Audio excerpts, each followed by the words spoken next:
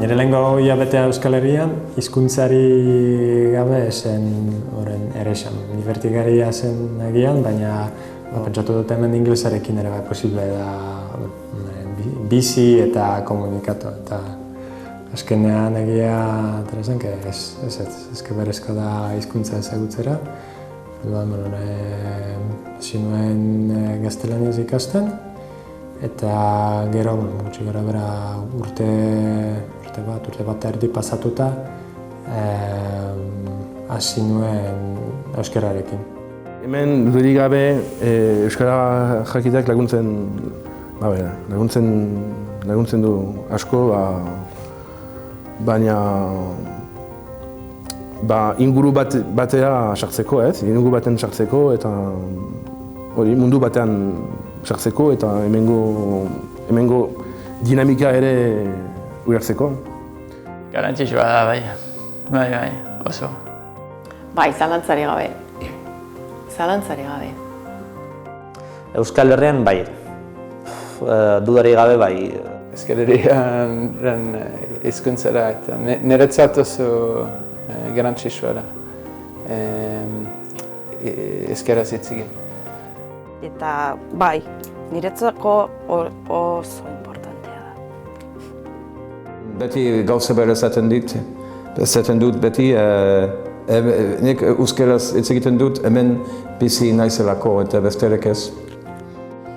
Nik uste dut hemen bizitzeko oso importantea da lanpostu baterako eta horregatik nire ama pentsatu du eskola batean euskaraz hitz egiteko horrela aukera gehiago daukagu bere bizitzan lan egiteko eta hori dena. Gero euskararekin ere bai hori integrazio oso handia lortu dut horrekin. Gaztelaniarekin baina gehiago esango nuke. Bai, euskara ikasita geho, zeozer zirkuloak egia izateko zabaltzen direla, pixkanaka, bai. Nabaritu dut pixkat hori gerturago sentitzeko eta gizartuko pertsonak inguruko lagunak eta hori bai, badakit trato gertuago sentitzen dut euskarangatik, hori nabaritzen da. Pertsona batzuk emozionatzera ere iritsi ziren, ikusita haien iritziz nik enpeño handiz ikasi nahi nuela eta animoak eman eta Heldu nintzenean Oñatira, matrikulatu nuen Oñatiko euskaltegian, baina jakin-minagatik, eta, hasi nintzen. Euskaraz ikasten ari naiz, eta, baina momentu uretzen hitz egin baino hobeto. Baina zieran zen, niretzat nahiko normala, juten zera Portugalera, portugesa ikasten duzu. Ni pertsonalkin nahiko luke erdera bizala hitz egitea euskaraz. Eta, saiatzen naiz. Azkenean saiatzen naiz. Eta izan bakarrik nik ni integratzeko, baina oso, derrigorrezkoa zen. Edozein gauza interesgarria euskara zen. Kontzertua, musika, antzerkia. Gauza batzuk gaztelaniaz ere, baina interesgarriena niretzat eta niri gustatzen zaizkidan gauzak dena euskara dira eta ziren. Orduan niretzat zen kriston pena, antzerki batera ez joatea ez dudalako ulertzen. Niretzat oso importantea zen, pertsona bakoitzek bere integrazio modeloa izango da.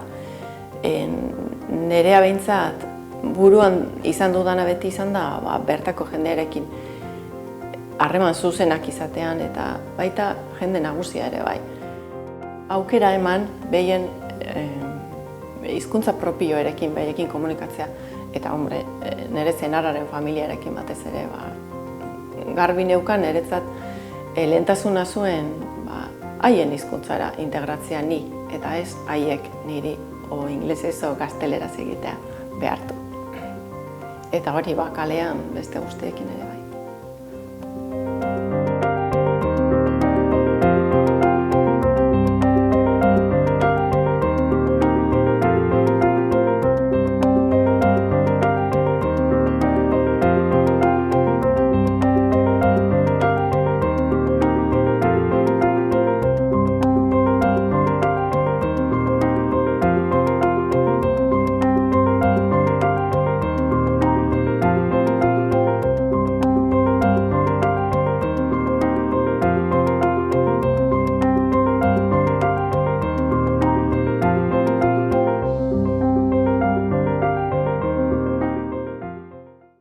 Lehengo umea eduken nuenean, pentsatu nuen hori laguntzeko ikasi behar da, eta gero horretaz aparte beti jakin nahi nuen.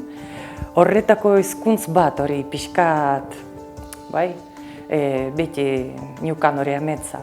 Hasi nintzen hori ideia horrekin alabari pixkat laguntzeko.